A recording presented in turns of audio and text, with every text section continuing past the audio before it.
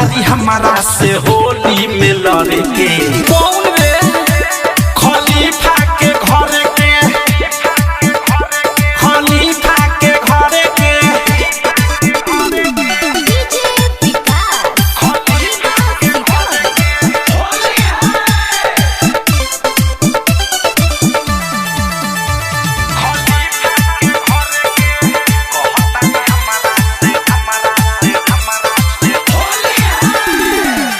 शादी के बनौले बारी फागुन में पछुआ, दुनु जो बन फूल के भइल बा कछुआ।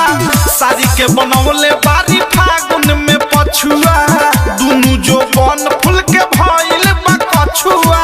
उमकल बारी हमारा देहिया पर चढ़े के, उमकल बारी हमारा देहिया पर चढ़े के।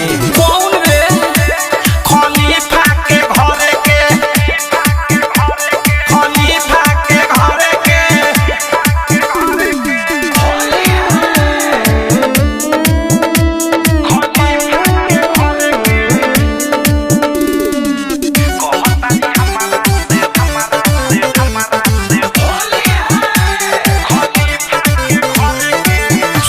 हो सुबोध पिचकारी बा छोट हो, हम बानी पातर छितरू भारी मोट हो। सुनो अनुराग पिचकारी बा छोट हो, हम बानी पातर छितरू भारी मोट हो।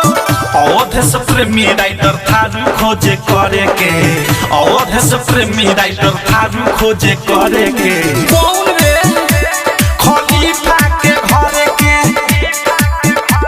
खलीफा के घर के। नता में हमारा लागेली भौजाई, कहेली देवर तनिया खरा में आई। कहतारी हमारा से होली में लड़े के, कहतारी हमारा से होली में लड़े के। खलीफा के घर के, खलीफा के घर के। RCM म्यूजिक न्यू ऐप अभी डाउनलोड कीजिए हमारे गूगल प्ले स्टोर से और पाए भोजपुरी लोकगीतों का एक से बढ़कर एक ऑडियो वीडियो सॉन्ग बिल्कुल मुफ्त।